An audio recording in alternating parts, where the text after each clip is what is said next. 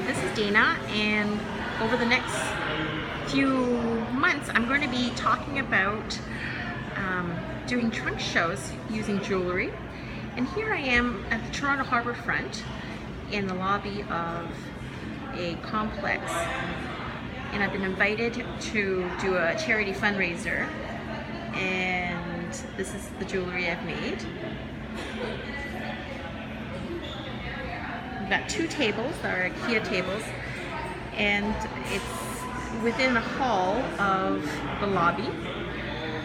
So here I've got, because of time constraints, oftentimes I package things very efficiently so that I can do setup by myself within about 20 minutes and pack up in even less time.